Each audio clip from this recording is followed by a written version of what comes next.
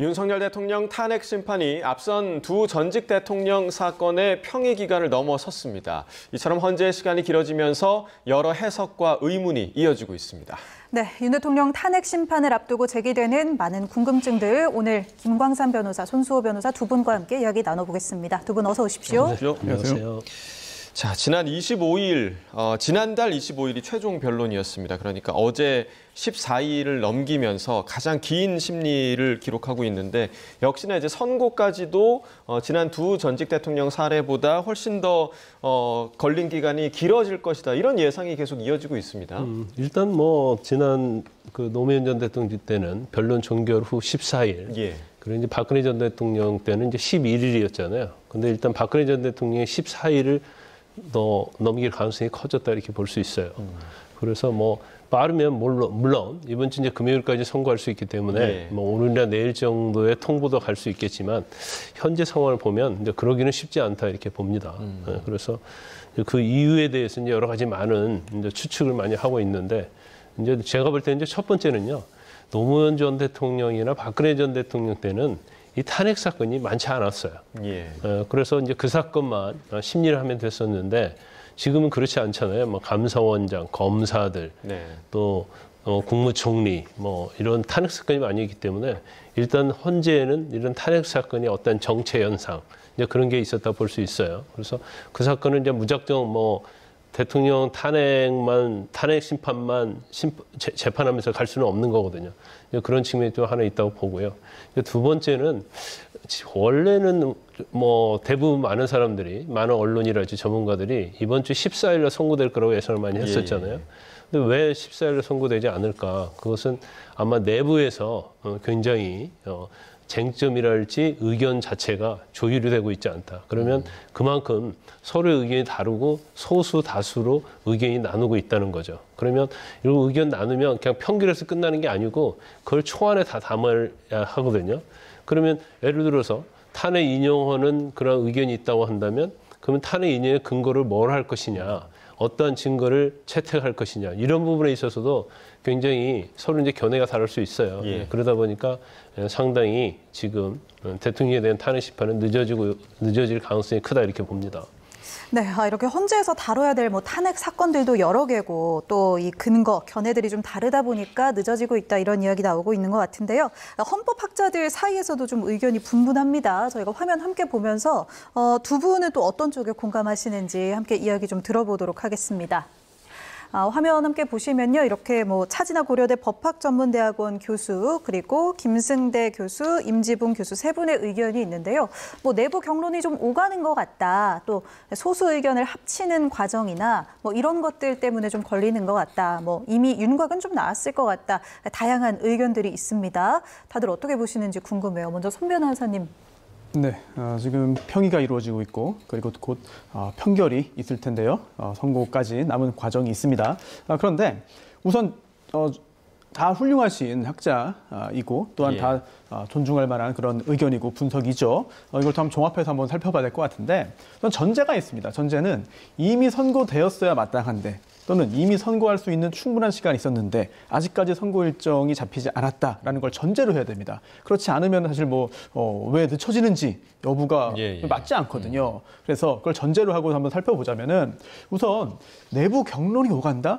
그래서 제가 잘 모르는 부분일 수도 있겠습니다만 과연 정말 경론이 오갈까 여부에 대해서는 약간 좀 의문은 있습니다. 왜냐하면 이 평의가 재판관, 헌법재판관 사이에서 여러 가지 논의도 하고 또한 법 논리가 제시되기도 하죠. 입장도 교환하고. 그런데 과연 경론이라고 할 정도의 어떤 설득 작업이라든지 이런 것들이 존재하겠느냐 여부에 대해서 제가 순진한 건지 모르겠습니다만 그럴 가능성이 꽤 커 보이지는 않습니다. 왜냐하면 이 헌법재판관들이 각 분야에서 정말 엄청난 그런 경험과 능력과 이런 것들을 다 보유하고 있는 그런 분들이잖아요. 그런 상황에서 자신의 어떤 그 소신을 다른 헌법재판관의 의견 개진에 따라서 접는다거나 또는 바꾼다거나 또는 약간 양보를 한다거나 과연 그런 작업이 있을까? 또는 그런 작업이 가능할까?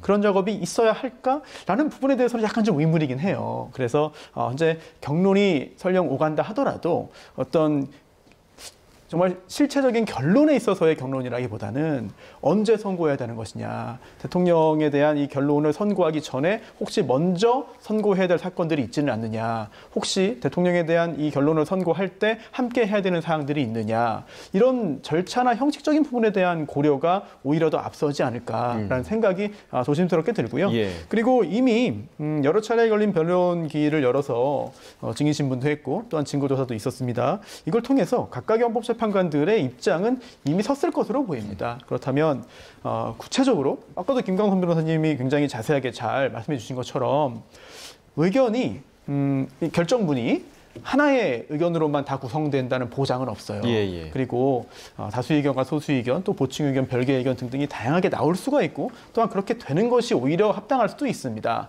따라서 노무현 전 대통령 탄핵 사건에 있어서는 사실 당시 규정상 소수 의견을 밝힐 수가 없다는 결론 하에 소수 의견이 있지만 밝히지 않는다는 내용까지 결정문에 들어갔거든요. 근데 그 후에 이거는 잘못됐다라고 하면서 법을 적극적으로 바꾸었고 그런 후에 박근혜 전 대통령의 경우에는 의견이 일치가 됐기 때문에 다른 의견들이 포함이 안 됐던 것이거든요. 하지만 그렇다 하더라도 세월호 관련해서 대통령의 이제 생명권 보호 의무 관련해서 의견이 또 별개 의견이 보충 의견이 추가되기도 했거든요. 이런 것들을 다 조율하고 종합해서 완결된 잘못된 부분이 없는 결정문을 만드는 그런 작업일지는 몰라도 서로가 서로를 설득하고 의견을 바꾸라고 하는 논의가 벌어지고 있다? 적어도 저는 그 부분은 솔직히 잘 모르겠습니다. 네, 그러니까 경론이 벌어지거나 또 설득을 하는 과정은 없을 것이다라는 게 이제 손수호 변호사님의 의견인데 사실 김광선 변호사님도 지난번에 출연하셨을 때 아마 이런 과정은 없을 것이다 이렇게 예측을 해주셨거든요. 동의하십니까? 일단 어떤 증거의 능력이랄지 증거 채택 관련해서 누가 설득할 수는 없어요. 자기 의견을 말하는 거고 그 의견에 대해서 제가 동의를 하면 그 의견을 받아들일 수 있겠죠.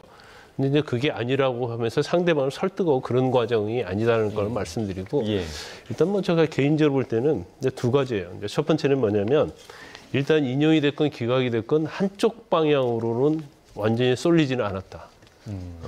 만약에 이게 뭐 8대 0이랄지 어느 한쪽이 굉장히 소수 의견을 무시할 정도의 그러한 찬성이 나온다랄지 기각이 나왔다고 한다면 이렇게 시간이 많이 갈 이유가 없다는 거죠. 그래서 일단은 다수와 소수가 의견이 상당히 나눠진다는 거고요. 또 다수도 마찬가지죠.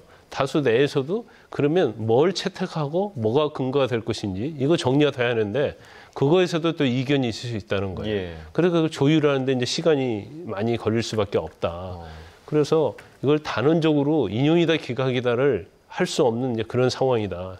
두 번째는 이제 선거 시기 아까 뭐 교수님 일부가 적절한 선거 시기를 조율하는 단계일 거다는데 여기까지 갔으면 제가 볼 때는 내일 감사원장이랄지 검사에 대한 탄핵 심판 선고를 하지 않을 거예요. 그럼 윤 대통령을 먼저 했을 거라는 말씀이시죠? 이제까지 이제 헌재 입장은 뭐였습니까? 우선적으로 대통령의 탄핵 심판을 결정하겠다고 했잖아요. 그럼에도 불구하고 이제는 이제 말을 이제 바꾼 거거든요. 바꾸는 이유는 대통령의 탄핵 심판을 선고하려고 보니까 시간이 많이 걸릴 것 같아요. 근데 그러다 보니까 단순한 사건이랄지 뭐 결과가 명백한 사건까지 대통령 선고 이후로 늦춰지면 지금 감사원장이랄지 이제 검사랄지 경우에 따라 한덕수 총리에 대한 선고 이런 것들이 늦어져 버리면 이건 국정 마비 운영과 관련된 거잖아요. 그러니까 이게 무한정으로 대통령 탄핵 선고 기일을 이유로 해서 이걸 계속 끌고 갈 수는 없는 거예요.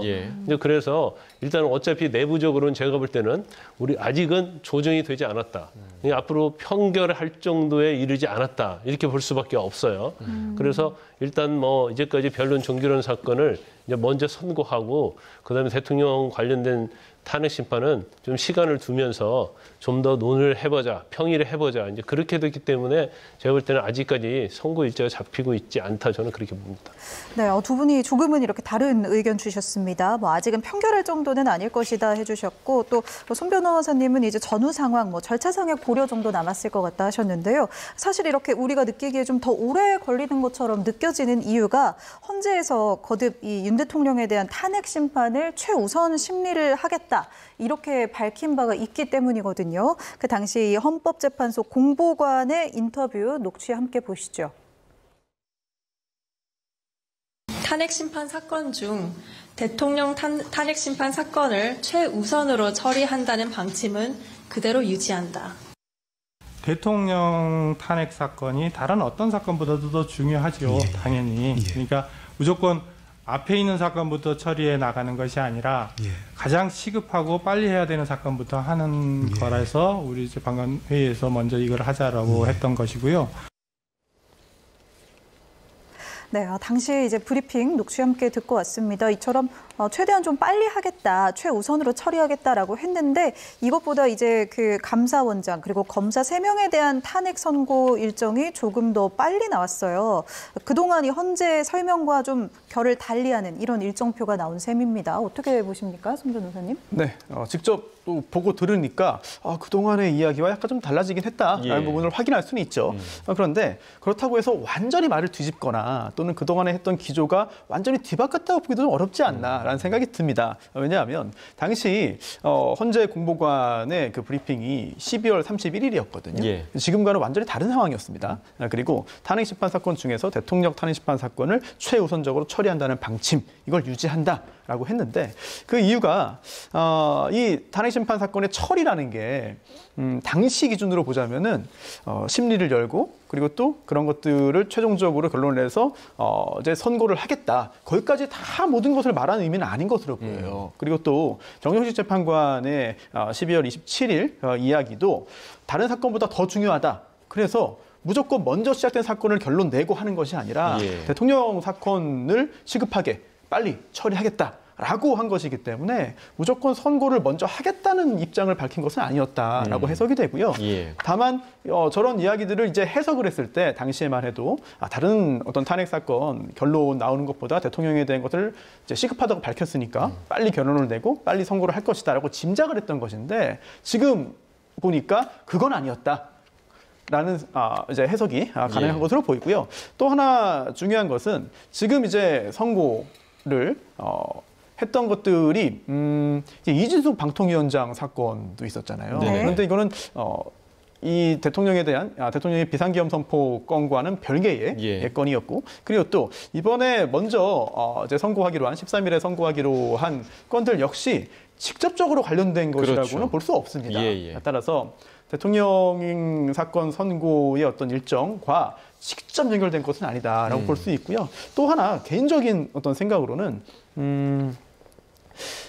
먼저 다른 탄핵심판 사건들을 최대한 처리를 하는 것이 대통령에 대한 어떤 결론 여하와 관계없이 보다 더 모양새가 더 좋은 거 아니냐 이런 고려도 하지 않았을까라는 생각이 들어요. 왜냐하면 현재 언제 대통령 사건 선고할 것인지 그리고 기존의 예상보다 조금 더 지연되는 듯한 느낌을 주고 있는데 도대체 헌재에서는 어떤 일이 있었는지 여부를 직접 알 수가 없기 때문에 모두가 다 짐작을 하는 거거든요. 그리고 여러 가지 단서를 통해서 추측을 해보는 것인데 그렇다면은 최초에는 그렇게까지 고려하지 않았습니다만 최근에는 이제 지금 국면에서는 다른 사건을 먼저 처리하는 것이 오히려 좋을 것이다라고 그렇게 절차적인 부분에 있어서 입장을 결정했을 수도 있는 것이고 또한 그 부분도 굉장히 뭐 일리가 있는 이야기가 아닌가라는 생각이 듭니다. 네, 그러니까 이제 오히려 좋은 모양새를 고민한 헌재의 결정이 아닌가라고 좀 분석을 해주셨고 또 윤 대통령뿐 아니라 한덕수 총리에 대한 선고 일정도 남아 있는데 이 일정도 지금 잡히지 않은 상황이란 말이죠. 그러니까 일단은 내일 비상계엄과 관련 없는 선고부터 일단 하겠다라는 거는 좀 한덕수 총리에 대한 선고 일정도 안 잡힌 상황에서 좀 어떤 의도가 담긴 거라고 보세요? 일단 지금 대통령 사건 이외에 탄핵과 관련된 탄핵 심판과 관련된 사건 중에 한덕수 총리 사건이 대통령과 직간접적인 영향이 있어요. 그렇죠. 그래서 특히 이제 국무회의를 거쳤느냐랄지 이런 부분이 있는데 한덕수 총리에 대해서 만약에 헌재에서 대통령보다도 먼저 선고를 하게 되면 이제 그 부분에 대해서 결정을 해야 할 거 아닙니까? 그럼 거기에 의견이 나눠질 수도 있고 같을 수도 있어요. 그러면 그 내용 자체는 사실은 대통령의 탄핵 심판 결정과 일치할 가능성이 크단 말이에요. 그래서 한덕수 총리에 대해서 미리 탄핵 심판 결정을 해버리면 그러면 우리가 그 내용을 보고 윤 대통령에 대한 탄핵 심판 결정 여부를 가늠해 볼 수가 있어요. 예측할 수 있다. 그렇죠. 그러니까 예단할 수가 있는데 그거에 대해서 아마 헌재도 좀 신경을 많이 쓰고 있을 것이다 이렇게 보고요. 일단 선고가 길어진다는 것 자체는 제가 아까 이제 여러 경우 수를 말씀드렸는데 예. 이제 한 가지 추가적으로 말씀드린다고 한다면 지금 이번 주 정도는 뭐 선고가 될 거라고 저도 뭐 예측을 했었는데 지난 주말에 구속 취소 결정이 나왔잖아요. 그러면 이게 헌재 사건과는 직접 관련이 없죠. 이것은 구속에 관한 절차에 관한 거지만 예. 그러지만 그 내용 중에는 공수처의 어떤 수사권 불법이냐 아니냐 그 부분을 논의를 해야 한다는 내용이 나오잖아요. 그러면 헌재에서는 아마 적어도 재판관 중에 일부는 이게 직접적으로 헌재에 영향이 없다 하더라도 증거에 관련된 부분에 있어서는 직간접적으로 연관성이 있기 때문에 이 부분을 우리가 그냥 지나칠 수는 없다. 그래서 평의를 좀 더 해보자고 했을 가능성이 크다 이렇게 봐요. 그러다 보니까 평의가 여러 차례로 더 길어질 수 있고 그러면서 이제 평결이 지금은 되고 있지 않다. 저는 이제 그렇게 판단을 하거든요. 그래서 일단은 이제 헌재도 여러 가지 고민이 많이 있을 거예요. 왜냐하면 대통령 탄핵 심판과 직간접으로 영향이 있는 사건에 대해서 먼저 결정을 해서 공표가 되면 아까 말씀드린 것처럼 뭐 우리가 예상을 해볼 수 있는 경우가 생기니까 일단은 뭐 간단하면서도 그거 관련이 없는 감사원장, 검사들 이제 이것부터 일단 선고를 하고 그 다음에 한덕수 총리랄지 대통령에 대한 탄핵 결정에 대해서는 탄핵 여부 결정에서는 이제 좀 더 시간을 두고 평의를 해보자. 이제 그렇게 지금 진행이 되고 있을 가능성이 저는 크다고 봅니다. 네, 저도 김 변호사님 말씀에 네. 이제 공감하고요. 그리고 조금 더 이제 제 의견을 좀 보충하자면은 우선 최재 감사원장이나 이창수 조상원 최재훈 검사의 경우에 탄핵소추안 가결 날짜가 12월 5일입니다. 네, 그래서 대통령보다도 더 앞섰던 것이죠. 예. 또 이런 부분까지도 고려가 되지 않았을까라는 생각이 들고요. 그리고 또 한덕수 국무총리는 대통령보다 더 약 2주 정도 늦은 뒤인 12월 27일에 또 가결됐거든요.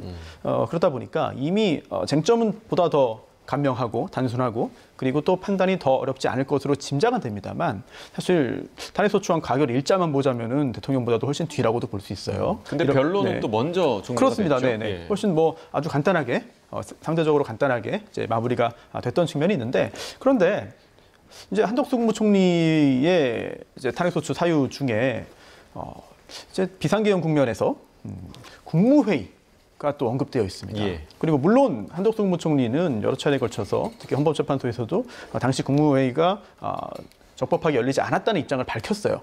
그렇기 때문에 한덕수 국무총리에 대한 과연 탄핵 사유로 파면 사유로 볼 수 있느냐 여부는 헌법재판소가 구체적으로 살펴보겠습니다만 어쨌든 당시에 국무회의가 어떻게 있었으며 또한 당시 국무회의가 과연 적법했는지 또 설령 만약에 적법하지 않다 그러면은 그와 관련된 어떤 행위들이 헌법과 법률 위반인지 예. 또한 만약 헌법과 법률 위반이라고 한다면 대통령께서 내려오게 할 정도의 중대한 헌법 법률 위반이냐 등등을 따진 다음에 한덕수 국무총리는 판단을 할 수도 있거든요.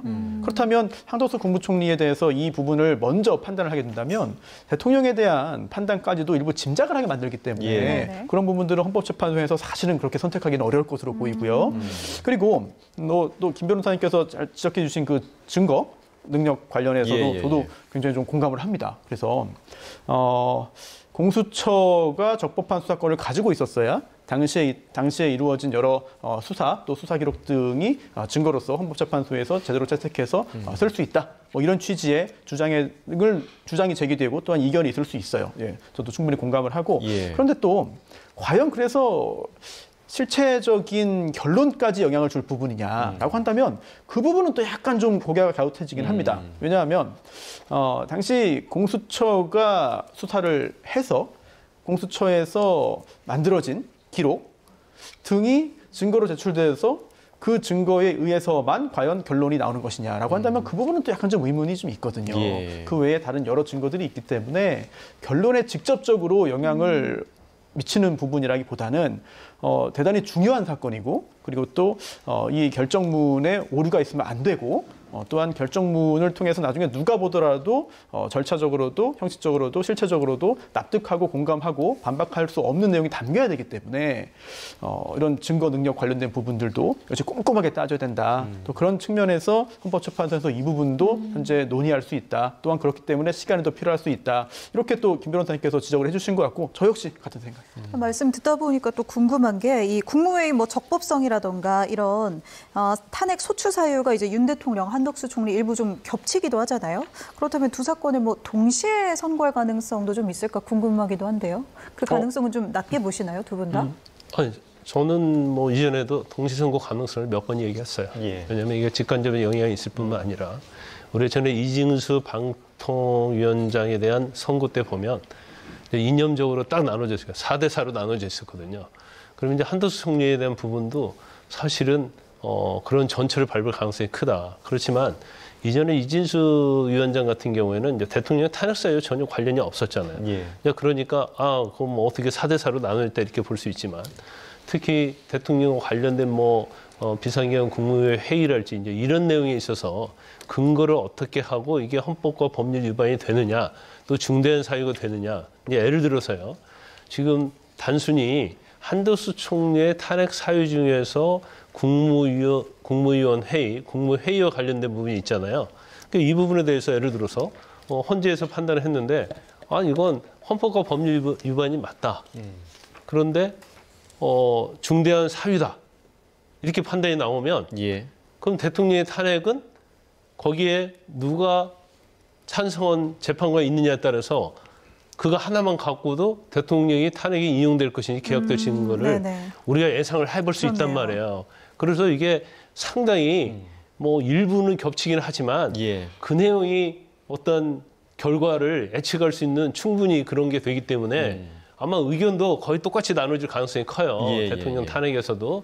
그런 그런 부분을 이제 헌법재판소도 좀 고민을 좀 많이 하고 있다. 저는 그렇게 봅니다. 네, 그러니까 이제 한덕수 국무총리의 사안은 윤 대통령과의 관련성이 꽤나 있기 때문에 윤 대통령보다 이제 먼저 선고하지 않을 가능성도 있다라는 두 분의 의견이셨고, 그렇다면 대통령에 대한 탄핵 심판 선고가 언제 이루어질 것인가? 뭐 3월 말 얘기까지 지금 나오고 있는데 어느 정도로 전망하십니까? 저희 전망이 지금 계속 틀리고 있거든요. 저는 솔직히 언제 할지 저는 개인적으로 잘 모릅니다. 잘 모르겠는데 또 많은 분들이 적극적으로 전망을 또 해주시고 있죠.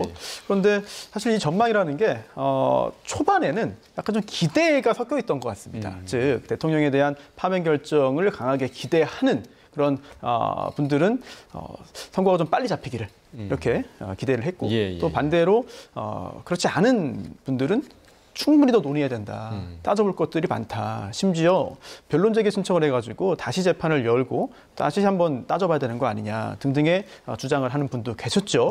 어떤 게 옳고 그른지는 사실 판단의 영역은 아닌 것 같아요. 둘 다 일리가 있는 부분이니까요. 그런데 지금 상황에서는 애초에 전제했던 것들이 조금씩 달라지고 조금씩 흔들리고 또 내놓았던 전망들이 계속해서 엇나가면서 더더욱 짐작하는 것이 쉽지 않아 보이는데요. 다만 어찌 보면은 너무 뻔한 얘기일지 모르겠습니다만 문영배 이미선 헌법재판관이 퇴임하는 게 또 4월 아니겠습니까? 그렇다면은 적어도 거기까지는 갈 수 없다. 이건 뭐 당연한 이야기가 될 수 있겠고요. 그리고 또 만약에 너무 선고가 지연될 경우에는 또 오해를 또 살 수가 있습니다. 왜냐하면 제가 이렇게 여러 가지 사건들을 엮어가지고 생각하고 이야기하는 걸 그렇게 좋아하지는 않습니다만 아무래도 여러 주요 정치인의 형사 재판과 그리고 또 그에 따른 그 결과에 따른 또 출마 가능성 여부라든지 결국 대선 일정이 언제 잡히는지까지도 이 대통령 사건의 선고 결과와 맞물려서 여러 가지 또 복잡한 좀 갈등거리가 또 될 수 있거든요. 그렇기 때문에 너무 뒤로 미룰 수는 없다라는 생각이 들고 또 결론이 어떻게 나오든 간에 이렇게 마지막까지 좀 더 내부 사정은 정확히 모릅니다만 마지막까지 헌법재판소가 계속해서 논의를 하고 고민을 하고 계속해서 이렇게 생각을 하는 듯한 모습을 보이는 것이 훨씬 더 좋은 것 같아요. 그래서 일사천리로 너무 빠르게 진행했다. 결론을 미리 정해놨다. 왜 이렇게 한쪽에 불공정하게, 한쪽에 유리하게 또는 한쪽에 불리하게 진행했냐. 이런 지적을 받는 것보다는 내부에서 어떤 이유로 어떤 절차가 진행되는지를 정확히 알 수는 없습니다만 국민들이 보시기에는 여러 국민들이 하는 것처럼 보이거든요. 그럼 이런 부분 자체가 그렇게 나쁘지는 않은 것 같습니다. 선고 시기에 관련해서 여러 가지 경우의 수가 있을 수 있어요. 첫 번째는 제가 볼 때는 이걸 마냥 재판을 선고를 늦출 수는 없습니다. 그래서 가장 선고가 나올 가능성이 큰 것은 이제 다음 주다 이렇게 볼 수 있을 것 같아요. 그런데 여기에 어떤 전제 조건이 하나 있죠. 헌재 일단 대통령 측에서는 변론 제기 신청 안 된다고 했어요. 근데 헌재 자체에서 또 변론 제기할 수 있어요. 어떤 내용이냐면 일단 증거 조사에서 좀 미지만 부분이 있을 수 있어요. 그러니까 증거로 써야 하는데 뭐 약간 불분명한다랄지 아니면 약간 누락했달지 이제 그런 게 있을 수 있고 또 어느 부분에서 심리를 했어야 하는데 심리를 안 한 부분이 있을 수 있어요. 그러면 헌재에서 이제 자체적으로 사실은 직권으로 변론 제기하면 사실은 선고는 조금 더 뒤로 갈 가능성이 큰데 이제 뭐 우리 손 변호사 말씀하신 것처럼 가장 많이 된 노선은 이제 4월 18일이죠. 4월 18일은 문형배 이미선 재판관이 임기가 만료가 됐기 때문에 그 이후까지는 갈 수 없다고 그건 거의 불가능하다고 보고요. 그 이전에 아마 선고는 나올 것이다. 그렇지만 뭐 4월까지는 가지 않을 겁니다. 그래서 뭐 제가 볼 때는 뭐 가장 확률적으로 보면 다음 주가 가능성이 크다 이렇게 봅니다. 예. 네, 두 명의 재판관이 이제 4월에 또 퇴임하기 때문에 그 전 그리고 이재명 대표 2심 선고 전 아마 다음 주 이렇게 좀 조심스럽게 예측을 좀 해봅니다. 이 선고일 지정 절차에 대해서 잠시 좀 이야기를 해보면요. 이제 헌재에서는 선고일을 지정하게 되면 양측에게 먼저 우선 송달을 하고 이제 저희 같은 언론사에다가 이제 공지를 할 계획이다. 뭐 이렇게 밝혔습니다. 이 송달을 하는 절차에 대해서요. 이 송달 확인이 이 국회나 뭐 윤 대통령 양측에서 확인하는 게 좀 늦어진다면 탄핵 심판 일정이 미뤄질 수도 있는 겁니까? 그렇지는 않을 것으로 보입니다. 왜냐하면 지금 단계에서 이제 선고잖아요. 선고가 남아있고 또한 언제 선고를 하겠다라고 이렇게 선고기일을 알리는 것인데요. 심지어 규정에 보면은 피청구인이 출석하지 않아도 선고를 할 수 있고요. 네. 그리고 또 선고기일이 언젠지를 알리는 그 절차가 생각보다 굉장히 융통성 있게 규정이 마련되어 있고 실무도 네. 그렇게 진행되고 있습니다. 즉 전자 송달도 가능해요. 그리고 또 그렇지 않다 하더라도 이 기일의 그 통지를 할 때 원칙적으로는 뭐 기일 통지서를 송달해서 통지를 하는 겁니다만 이제 간이 통지도 있거든요. 뭐 전화라든지 뭐 팩스를 보낸다거나 아니면은 뭐 이메일을 보낸다거나 등등등 또 이제 최근에 문자 메시지를 보내고 있죠. 이런 절차를 통해서도 기일을 통지할 수 있다라고 규정이 되어 있기 때문에 이 사건 초기에 송달이 되지 않아서 절차가 진행되지 못했던 그런 경험들을 우리가 직접 했습니다. 하지만 이렇게 선고기일의 지정과 또 그에 따른 선고기일의 통지로 인해서 절차가 지연될 가능성은 그렇게 높아 보이지 않습니다. 예. 자, 이 대통령 탄핵 심판과 관련해서 이제 국민의 의견이 크게 지금 나뉘고 있는 그런 사안이기 때문에 이 헌법재판소의 결정에 관심이 쏟아지면서 헌법재판소 홈페이지가 거의 뭐 마비될 정도라고 하더라고요. 뭐 글을 쓰는 것만 해도, 그러니까 의견을 개진하는 글을 쓰는 데만 해도 대기를 해야 한다, 뭐 이런 얘기까지 들릴 정도로 지금 이런 현상 좀 변호사님 어떻게 바라보고 계십니까? 일단 이제 탄핵 심판에서 인용과 기각이라는 거에 대해서는 이제 헌재의 결정만 남아 있는 거 아니겠어요? 그래서 탄핵을 찬성하고 탄핵을 이제 반대하는 측에서 가질 수 있는 에너지를 다 쏟아내고 있다고 봅니다. 일단은 뭐 광장에서 쏟아내고 있죠. 아스팔트에서 계속적으로 집회를 통해서 더군다나 누가 어느 쪽이 뭐 몇 명 더 모이지 않았느냐. 이제 그러면서 굉장히 약간 시위 자체는 과격하게 가는 측면도 좀 있다고 보는데 근데 제일 중요한 것은 헌재잖아요. 그러면 헌재의 어떤 형식이든지 의견을 전달하려고 하는데 이제 헌재의 어떤 홈페이지에 있는 뭐 누리집인가요? 거기에 글을 써서 헌재 재판관들로 하여금 영향을 미치려고 하는 그런 생각인 것 같아요. 근데 뭐 이렇게 많이 쓰고 그러면 누가 보겠습니까? 그리고 저거 자체가 헌재의 어떤 결정에는 전혀 영향력이 제로다고 저는 뭐 제로다고 뭐 확실하게 말씀드릴 수 있어요. 그래서 일단 뭐 자신들의 어떠한 생각과 의견을 분출하는 데 있어서는 어떻게 보면 제일 뭐 좋은 그러한 플랫폼이다 이렇게 볼 수는 있지만 그건 효과가 없다는 거고 더군다나 이거 자체에 대해서 뭔가 매크로랄지 이런 걸 이용해서 만약에 일단 그 자체의 기능 자체를 마비시킨다랄지 그렇지 않고 어떤 뭐 일방적인 이러한 뭐 게시물이 실린다랄지 이런 것들은 경우 따라서는 또 업무방해죄의 죄가 될 수 있는 거거든요. 그런데 대부분이 저기에 반대 측에서 의견 넣고 찬성 쪽 의견 넣고 해서 봐가지고 반대가 굉장히 많이 실려 있으면 스스로 유한을 하는 그런 심리적인 것이 작용한 것이 아닌가 싶습니다. 네, 뭐 일단 이 관련 매크로와 관련해서는 뭐 경찰이 조사에 들어갔다 이런 내용이 또 있고요. 또 경찰이 뭐 하나 입수한 첩보가 있다고 해서 확인을 해보면 이 청년 단체가 이 헌재 재판관들에 대해서 뭐 택배, 퀵서비스 이런 걸로 위장해서 뭐 테러를 모의한다 이런 첩보가 들어와서 경찰이 수사에 들어간다 이런 이야기가 있던데요. 이거 사실이라면은 심각한 테러 모의 가능성이 있는 거잖아요. 그렇습니다. 물론 온라인에 올라온 글들이 전부 다 아주 진지한 글들은 아닙니다. 특히 그냥 장난삼아 하는 경우도 있고요. 또한 실제로 우리나라에서 우리나라 국민이 작성한 게 아니라 해외에서 장난삼아 작성하는 경우도 꽤 있습니다. 찾아보면은. 그렇기 때문에 실제로 이러한 일을 누군가 정말 준비를 해서 실제로 착수를 할 것이다라고 단정할 수는 없어요. 하지만 지금 상황에서는 그럴 가능성을 무시하면 안 됩니다. 예. 특히 헌법재판소에서 엄청나게 중요한 결정을 앞두고 있잖아요. 그리고 그 결정에 따라서 우리나라의 어떤 어마어마한 우리나라의 어떤 정치적인 상황뿐만 아니라 국가 자체를 이제 좌우할 수 있는 그런 결정을 앞두고 있는 상황에서 그런 소신 있는 결정과 판단에 영향을 줄 수 있는 내용 그런 일들이 있어서는 절대 안 되겠고요. 그리고 또 만약에 이런 그 결정 전에 저런 일들을 준비하고 있다. 그뿐만 아니라 결정 후에 헌법재판소의 결정 또는 개별 헌법재판관의 입장에 대해서 불만을 갖고 불복을 해서 여기서 보복과 응징 차원에서의 여러 가지 공격 행위가 이루어질 가능성도 있습니다. 그런 것들 역시 철저하게 준비를 해서 뭐 설마 이런 일이 있겠느냐라고 넘어가기보다는 가장 최악의 상황까지도 가정을 해서 미리 대비를 하는 것이 옳은 상황이 아닌가 싶습니다. 네, 그래서 이제 뭐 그 헌재가 있는 안국동이나 제동 인근의 학교도 이제 휴교를 예정하고 있다. 뭐 그런 얘기도 좀 들리고 있기도 하고요. 또 민간인이 소유한 그런 총기 출고도 일정 기간 금지할 것으로 보인다. 뭐 이런 소식도 들려오고 있습니다. 그야말로 좀 만반의 준비를 해야 할 것 같고요. 자, 윤 대통령 구속 취소 여파에 대한 이야기도 좀 나눠보도록 하겠습니다. 그러니까 그 서울중앙지법의 판단이 구속기간 계산과 관련해서 날이 아닌 시간으로 계산하는 게 타당하다라는 법원의 좀 판단이 있었는데 이후에 이제 검찰이 또 다른 얘기를 하면서 이 부분의 논란이 좀 계속되고 있잖아요. 그러니까 뭐 이런 거죠. 그러니까 사실 이제 법원의 이제 구속만기와 관련해서 이제 시간으로 판단하는 거에 대해서 이것을 동의하고 인정한다는 취지는 아니고 이거에 대해서 즉시항고 포기한 이유는 즉시항고 자체가 헌법 위반될 가능성이 크다는 거죠. 그래서 즉시항고를 포기를 했어요. 그러니까 언뜻 보면은 마치 즉시항고를 포기한 것은 법원의 구속 취소 결정의 가장 중요한 사유인 시간제로 구속 만기를 계산하는 것을 인정한 것처럼 보이죠.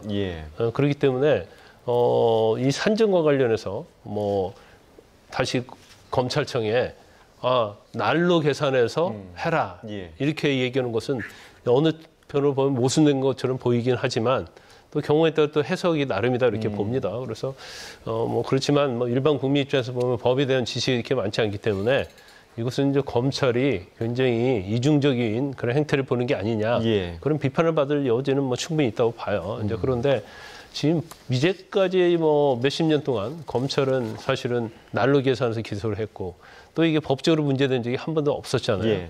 그런데 이제 상급심이랄지 뭐 대법원의 결정도 아니고 단지 1심 법원에서 결정한 걸 가지고 또 앞으로는 뭐 시간을 계산해서 기소를 해버리면 이제 더 혼란이 있을 가능성이 크다는 거고요.